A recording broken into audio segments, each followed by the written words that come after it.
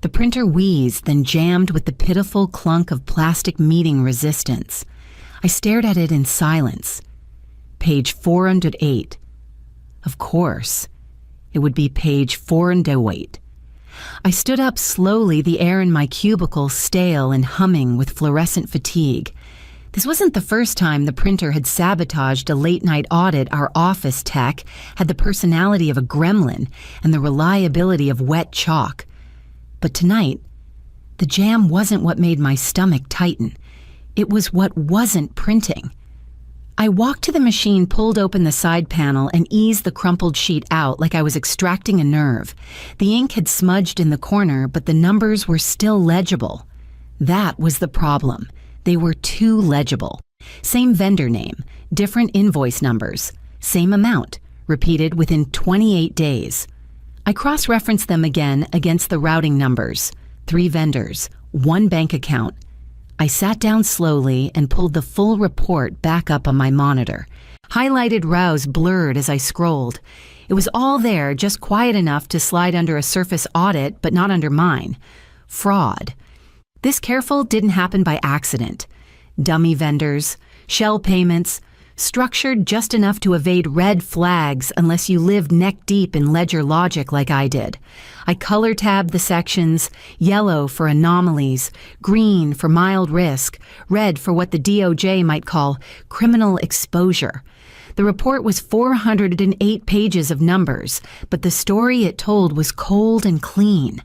Money, rerouted approvals, forged timelines, massaged until reality bent.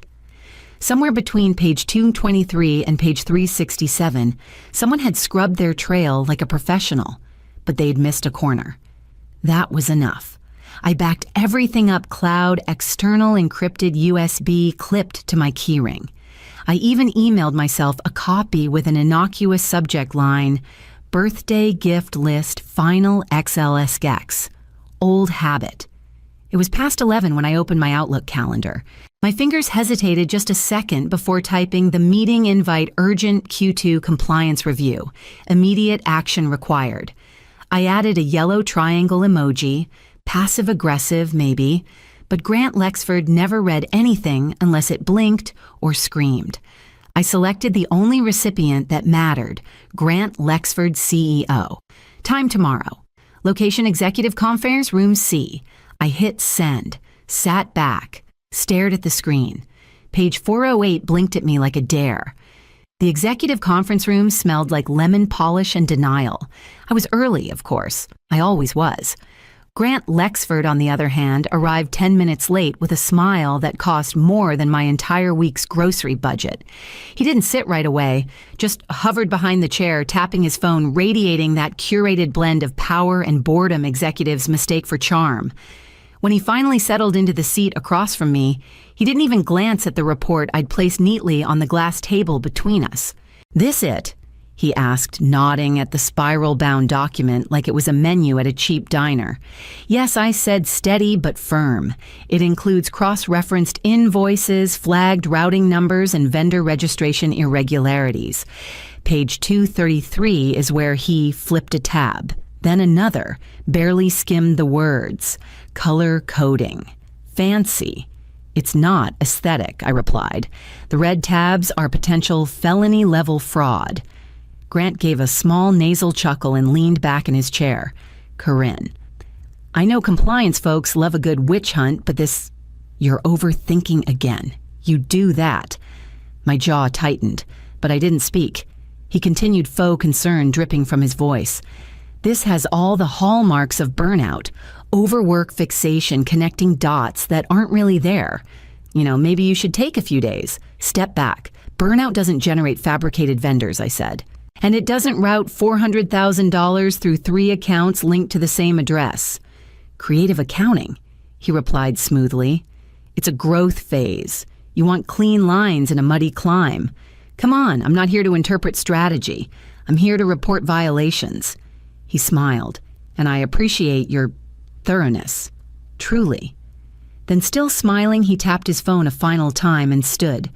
"We'll circle back. I'll have legal take a look." He walked out without taking the report. 2 hours later, I was back at my desk rereading the numbers, not because I doubted them, but because I needed to remember why I started this. Then the ping came. A calendar invite. Subject line, internal review. Immediate attendance required. Attendees me someone from legal and someone from HR. No details, just a room number. The conference room wasn't the one from this morning. This one was smaller, no windows, no coffee. Just a table and 3 chairs already occupied when I walked in. Grant was lounging, legs casually crossed, phone face down beside him like a prop. Across from him sat Clara Madsen from legal and Elias Brent from HR, both with folders open and expressions that didn't pretend this was anything but a formality. Corinne Elias began tone soft like a man talking someone off a ledge. We've reviewed your recent conduct and the claims you submitted. I didn't submit claims, I said evenly. I submitted a report backed by invoice data, vendor trails, and routing anomalies. Grant gave a theatrical sigh. Corinne, it's not about the numbers. It's about how you've positioned them. You've created a hostile narrative. A story that paints your colleagues, my team, as criminals. I pointed to evidence. Clara didn't look up. The company does not find your report substantiated at this time. Your approach, however, has been deemed aggressive and potentially damaging to internal cohesion. Aggressive. That one landed. I followed protocol. Elias nodded sympathetically. We understand. But effective immediately, your employment is terminated. We'll arrange a final paycheck and transition package. I didn't speak. My fingers pressed into the arms of the chair to keep from shaking.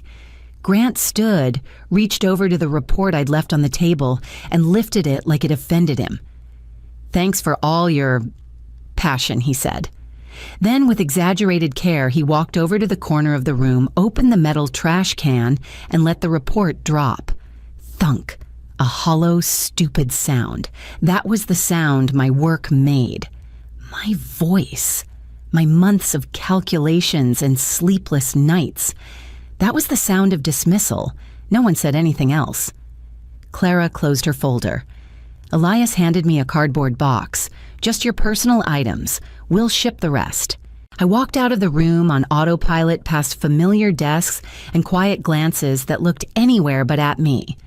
Past the wall mural that said integrity, innovation, impact, out the door, into the cold, box in hand. And for the first time in years, nothing tethered me to that building anymore. The apartment was silent except for the low hum of the fridge and the occasional rustle from Theo, my cat, who watched me from the hallway, like he sensed something had shifted. I hadn't turned on the lights. I didn't want to see the outlines of my own furniture, the framed photos, the stacks of compliance manuals on the shelf, remnants of a life that still thought the system worked if you played it right. The cardboard box sat on the kitchen counter, unopened. I poured a glass of wine from a bottle that had been in the fridge since the last time I thought I might have something to celebrate. It tasted flat, but I drank anyway. My laptop waited on the coffee table. I pulled it toward me, opened it, and watched my reflection flash across the screen. Same face, new vacancy behind the eyes. I typed in my password and opened the folder, Q2 Kuid, routing anomalies final. I checked the timestamps. Everything was intact, the report, the screenshots, the emails, the vendor registration forms. I scrolled through each one like touching them would prove they were still real. Then I opened a new browser tab and typed in 5 words I never thought I would: SEC whistleblower submission portal. The site was cold, clinical, a government gray with stern fonts and stiff instructions. I read every line, twice, then clicked begin submission. My hands hovered. Not from fear, not exactly. From knowing that once I did this, there was no pulling it back.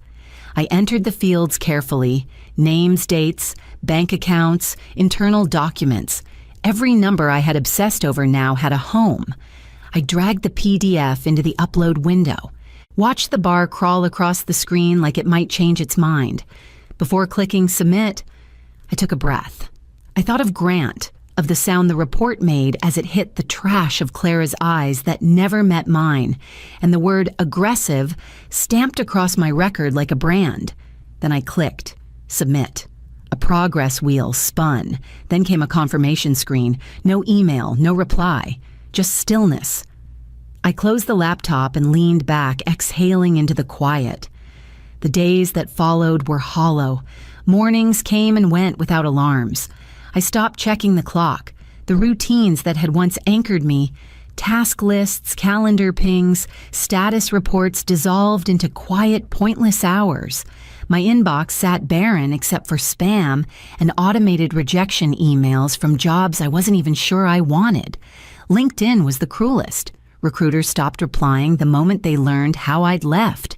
Compliance officer, terminated. For what? Creating a hostile narrative. No one wanted to touch it.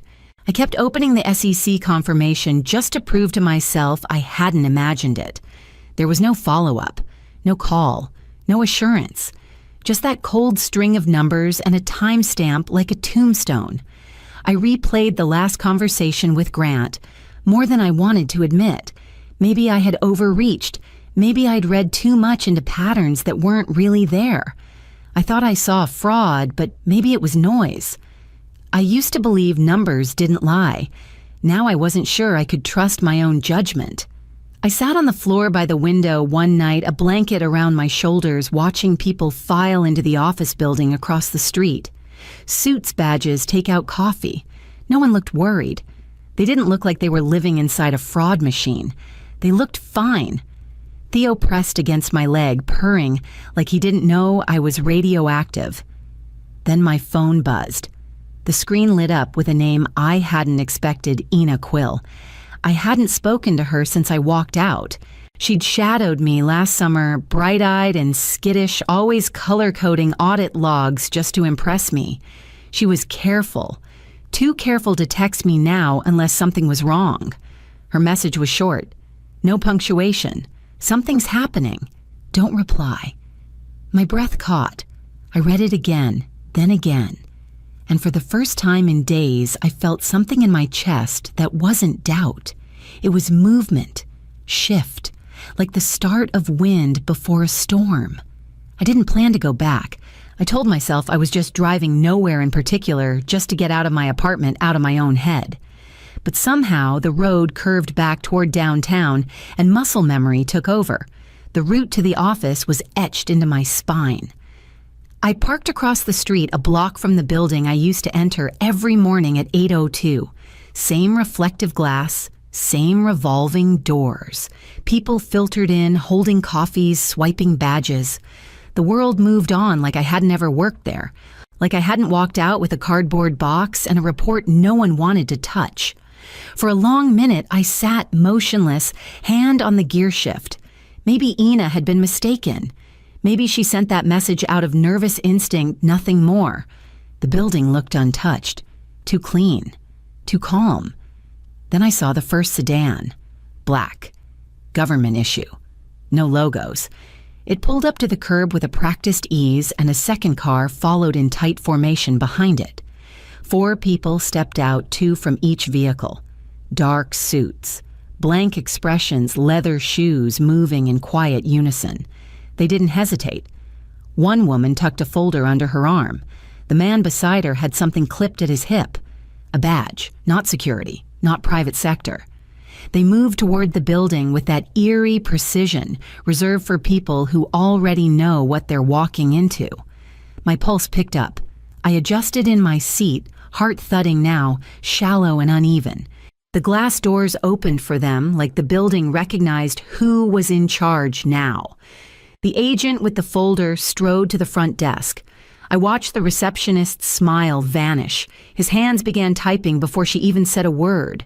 I didn't move. I didn't blink. My coffee had gone cold in the cup holder, but I couldn't feel my fingers to pick it up. It was all happening in silence like a play unfolding on the other side of a soundproof wall. But I knew what I was watching. I had written the first line. I stayed still, fingers locked around the steering wheel like it might anchor me to the present. Across the street movement picked up subtle at first.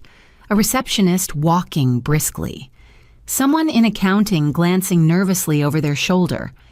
Then I saw Ina. She stood just beyond the lobby security checkpoint, half turned toward the entrance, wide-eyed and motionless. Her ID badge hung crooked against her blouse. She wasn't walking anywhere. She was watching, waiting. Maybe for what she already knew was coming. The agents moved quickly now, splitting off in pairs, one into the elevator bank, one through the stairwell, one to the back offices. They weren't asking questions. They were executing a plan. Todd Wakefield, the head of finance, walked out of the elevator at the worst possible moment. He spotted the agents and froze mid-step. His phone dropped to the marble floor with a clatter I could hear in my head. Coffee splashed across his dress shirt. He didn't bend to pick it up.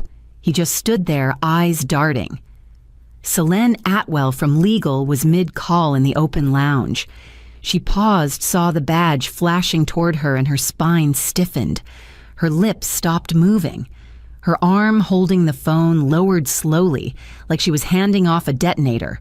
Then I saw him. Grant Lexford appeared behind the tinted fourth-floor glass. He stood with one hand on the edge of his desk, half turned to the window gaze, scanning downward. At first, his face held the usual bored arrogance eyes that had skimmed every problem, every name, every warning with the same empty charm. But as he registered the suits, the urgency, the precision, it changed. His mouth twitched, his shoulders stiffened, and then it happened, that flicker. The moment when someone realizes they're no longer in control, not even close. He raised his phone slowly to his ear but didn't dial, just stood there frozen, staring through the glass, as if seeing a version of his world he'd never believed could exist. And in that moment, I didn't feel rage or relief, just certainty. They hadn't come for a theory. They had come for proof. My phone buzzed in my lap, sharp and sudden, like a spark in dry grass. I didn't look right away. I didn't need to. My body already knew. When I finally turned it over, Ina's name lit the screen again. They're walking everyone out. It's the SEC. They have your report, exact wording. And they served Grant a court order. I read it twice. Then once more slower, letting each word settle like stones in still water. Exact wording. My report. The one he mocked. The one he dropped into a trash can like it meant nothing. The one I typed until my fingers ached, cross-referenced until I lost sleep, color-coded because I needed anyone to see what I saw. They hadn't edited it. They hadn't rephrased it. They hadn't filtered it through someone higher up or buried it in a vague memo. They had used it. And now every hallway I used to walk, every meeting I used to sit through in silence was filling with agents carrying subpoenas and sealed folders. People were being escorted out, not with drama, but with consequence. I let the phone slide from my hand into the passenger seat. The screen dimmed. My reflection stared back in the glass. Tired, maybe, but still here. I didn't smile. I didn't cry. It didn't feel like a movie ending. It wasn't loud. It was quiet, clean, sharp. Not revenge, justice. The kind that doesn't shout. The kind that moves like a shadow until it steps into daylight and everyone suddenly remembers it was there the whole time. My breath slowed, but it didn't shake. I looked up at the building one last time, not with longing or grief, but with distance.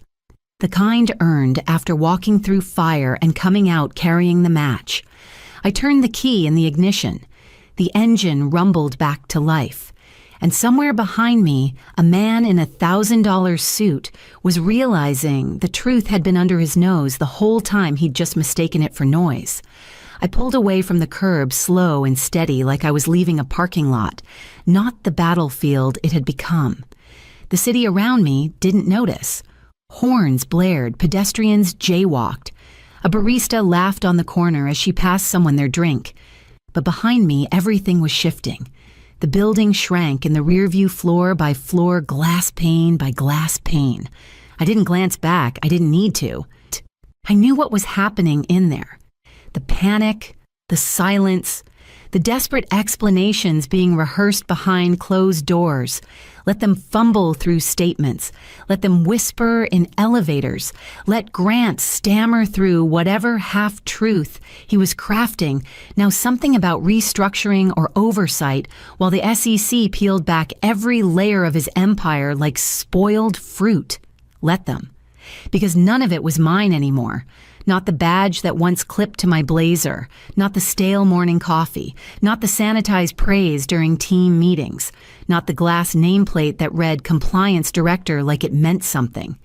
They took all of it and assumed that was enough to erase me. But I wasn't erased. I was documented, cited, verified.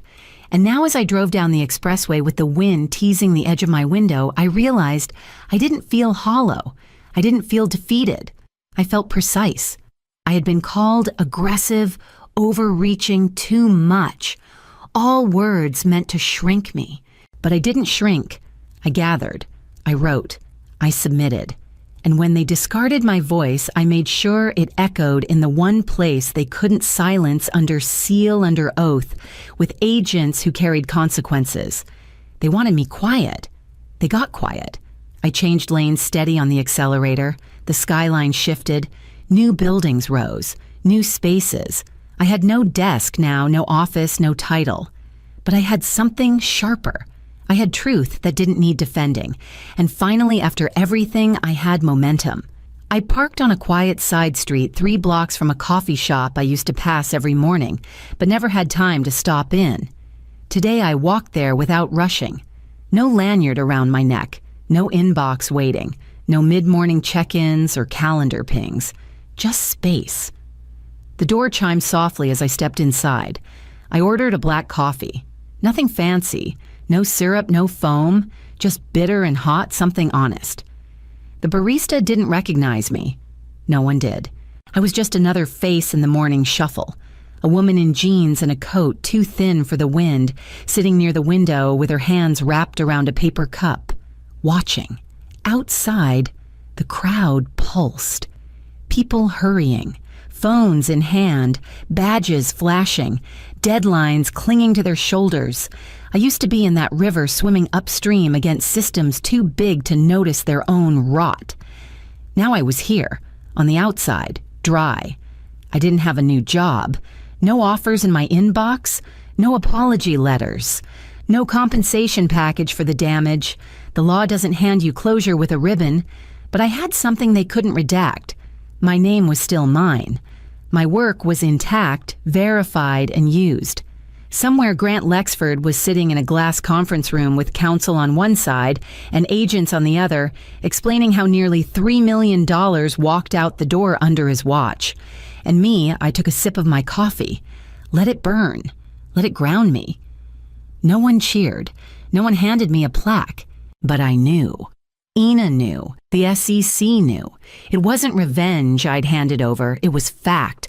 Unmistakable, undeniable, unshakable. That building still stood, but its walls were paper now. And paper under enough pressure tiers. They thought they'd fired the problem. What they really did was release it. I wasn't noise. I wasn't disposable. I was the consequence they thought they could outrun. I wasn't the whistle. I was the wind that carried it.